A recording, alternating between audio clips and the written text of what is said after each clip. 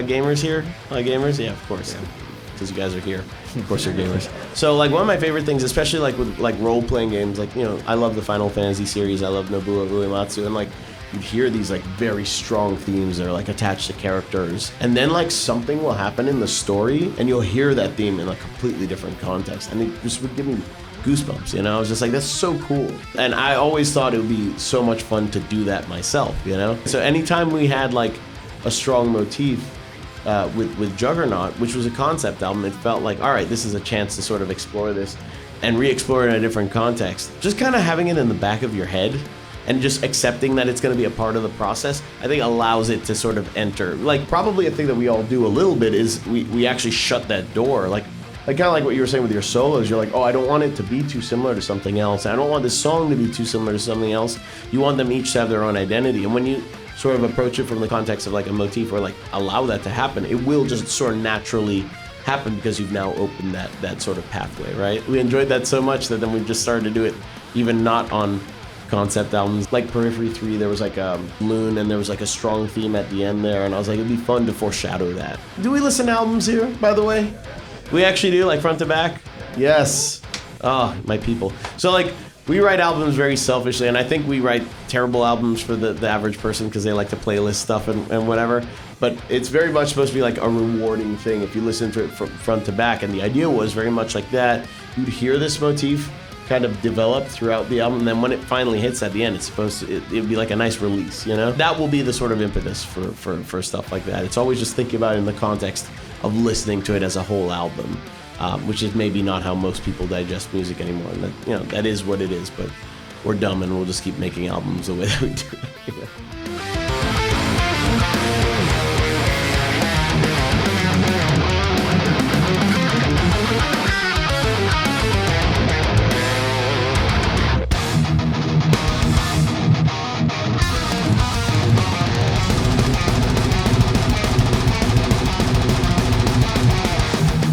Do you ever use that in your writing? You ever use motifs? You ever like call back? All the time, yeah. Yeah, so like what's your approach for that? I guess it just depends on the song. Sometimes we'll write a part and it'll come back in like a different key. Sometimes I'll write a song and, you know, the riff will come back in like a different time signature. I mean, I think, you know, in a funny way, like just simple like breakdowns sometimes are a form of motif, right? You know, It's like it's the stated idea, and then here it is coming back, you know, at a different tempo, introduced with maybe like a different drum beat over it. I love classical music, I love jazz, and so many of those artists, I mean, their music is just dripping with motif like all over the place. So I try to take inspiration from that and think about like, okay, if I have an idea, how many ways can I bring it back so that it doesn't get, you know, I don't want it to get boring and just be too much of the same thing. So I think there is a balancing act there a little bit, especially in metal where it's, you know, a lot of times it's sort of more non-traditional like song structures and stuff like that. I think finding the right balance of that can be incredibly powerful, even if it's in more of like a subconscious way. And you can have motifs that are, you know, melodic. You can have motifs that are rhythmic. I know we both love Meshuggah. I think they're masters of the rhythmic motif. I mean, Bleed's probably their most popular song. Yeah. And that is, I mean, it's that rhythm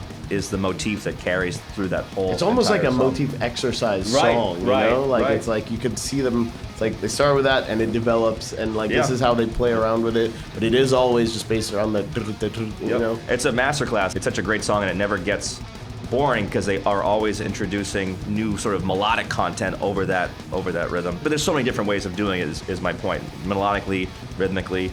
So yeah, I encourage you all to explore that. You know, I'm sure there's a lot of albums that you guys enjoy, and like some of my favorite albums are like this, where like you feel like, man, I've heard it 100 times, I'm hearing something new, you know? Like there's still stuff left to discover. It's got a lot of depth to it. And I think like motifs are a very useful thing. So you might notice like, oh, like that pattern there is just this riff, but just played on a single note or something like that, right? It's almost like a subconscious thing. Like you may not be like, why do I know that, kind of, you know? But it takes a few listens to piece it together. And that was always my favorite stuff when I heard that on record. So obviously I copied that as well.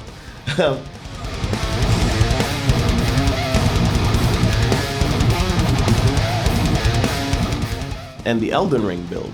Well, why don't you start off? What's your Elden Ring build? I'm a druid, right. magician, mistress. Really?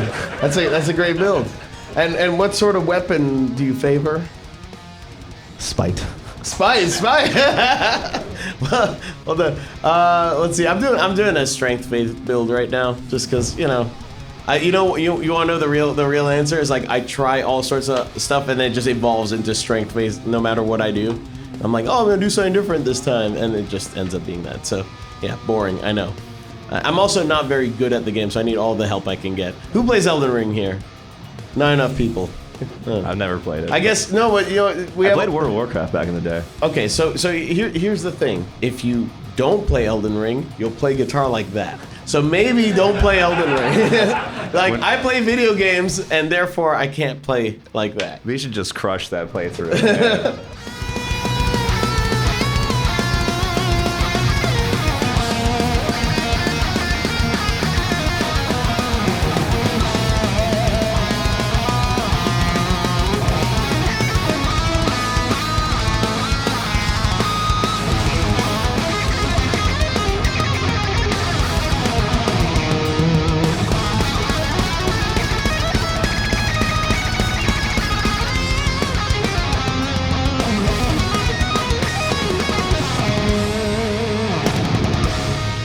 When I am writing a solo, the first thing I do is pretty much like figure out like what is going on underneath, right? And a lot of times I already kind of have an idea because I wrote, I'll write a song that I'm soloing over. But if it's something that like a song someone else wrote, for example, I'll learn the solo riff, figure out like if it's in a particular key, figure out maybe it changes between multiple keys. If something is just like really like atonal and weird, I'll kind of approach it from a different angle, maybe where I'm trying to just be a little bit more like chaotic in my soloing. I do try to write solo sections that I think will be good vehicles for solos. I don't try to stay in the same key the whole time. Like I will modulate a lot when I'm soloing, but I do try to think about like what is the overall key of this part of the riff or this section. And if it just is in one key, you can still be creative. You can add in, different sort of passing tones to spice it up. You can even just kind of go outside a little bit as long as you come back into the solo to make it sound fresh. So the better that you're going to know like the riff underneath it, the better your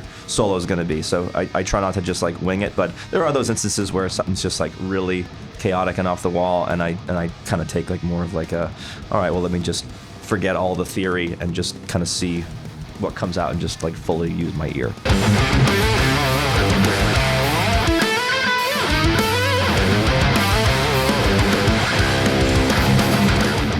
I hate writing solos and I hate playing them even more.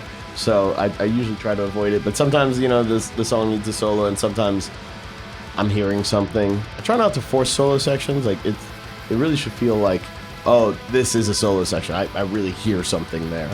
And then if I'm feeling that way, I'm probably hearing something, like whether it's the start or like the ending or whatever. And those are actually what I try to figure out first. So I have a very weird way of approaching writing solos, which is I generally try to figure out how it's going to start, right?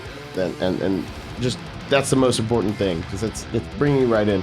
Then I try to figure out how it's going to end, because that's bringing you out. Like I think it's the two most important things, right? I'll generally be just jamming around, and there'll be something that'll stick, for some middle bits. And then it's like a puzzle. You just start to fit in more bits, and then there's stuff that has to be conducive to actually playing as a line.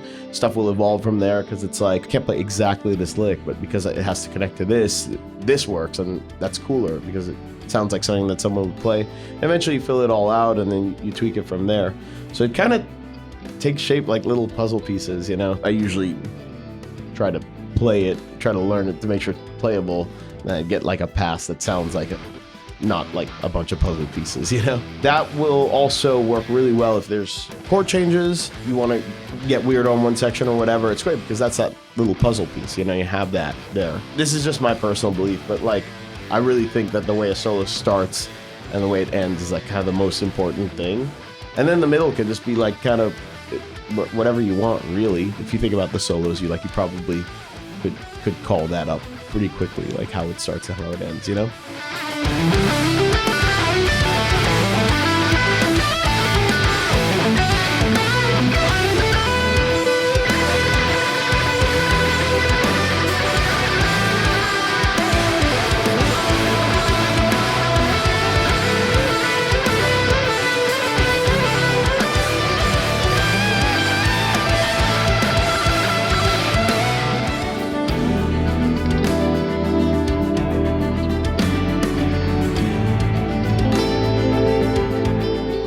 So I'm using this FM3, which is like basically a little floorboard Axe effects. They're great, but they are sort of like an engineering playground, so that, you know, you can absolutely get option paralysis. If I have one tip with this, is like, don't overcomplicate it. My rhythm patch is literally my Horizon Devices Precision Drive, which they modeled, because that's the best. It's my boost in front of a 5150, because they don't have an invective on this, and I imported a GGD cab that I like, that we used for the last album, onto there. That's it, you know? And like, there's like the noise gate built into it. Very, very simple. And you'll see people do like, you know, all sorts of crazy chains and whatever, and that's great, but like, I've found that the simpler chains tend to work pretty well. And generally, I think you know, Quad Cortex, Axe Effects, all that kind of stuff does these scenes, which is pretty handy. So now the way we do it is like one song will generally be covered in those scenes, and that's what's switching. And if you guys know or care, like our laptop is doing all of our switching for us live, which is why I'm not very good at doing this in front of you guys right now.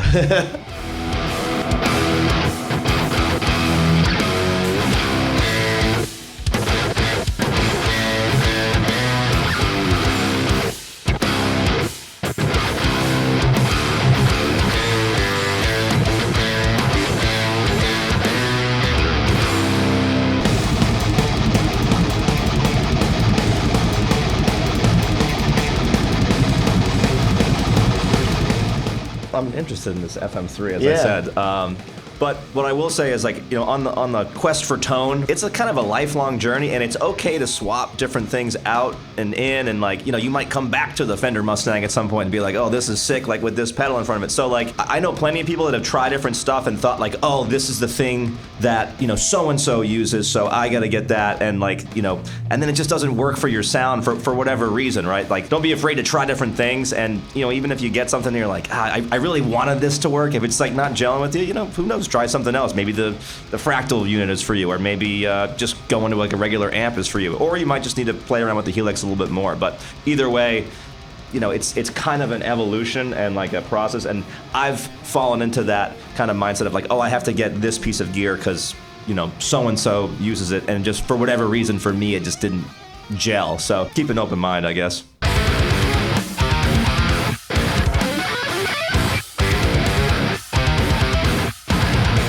I can't even believe that you're asking that question. Does anyone here cause a rift right now between? I want to go see what you answer, because I have my opinions. I love you dearly, but now I'm afraid. I've known him for over a decade now, and it might all come crumbling down. If the answer is not Wawa. Oh my God! It's Sheetz. Clearly, it's Sheetz. Are you serious? It is so clearly Sheetz. I'm done. Okay. First of all, Wawa doesn't have a fryer. Okay, Sheetz does. Wait, are we on Team Sheetz here? Yes. Are we actually? All right, raise your hand for Sheetz and raise your hand for Wawa. Okay, so it's Wawa. All right, my guy's in the back. Okay, thank God. Thank God. Jeez. Come on. Thank Wawa for Periphery's existence, because there's no way we would have been able to afford anything. We would have died of starvation if it wasn't for Wawa when we were coming up as a band. I haven't been to Sheetz in a while. Do me a favor. Yeah. Go to Sheetz. Okay. Get the buffalo chicken sub, and then talk to me afterwards. All right. And then we're gonna see where your allegiances lie. I'll be gracious. I like the pretzels. They have the pretzels at Sheetz are pretty good. That's those a cheese starting pretzels. point. Yep. Yeah. We're coming together here. And wait, by the way, what's yours? I'm indifferent. What? Well, you win. That's the best thing that happened tonight.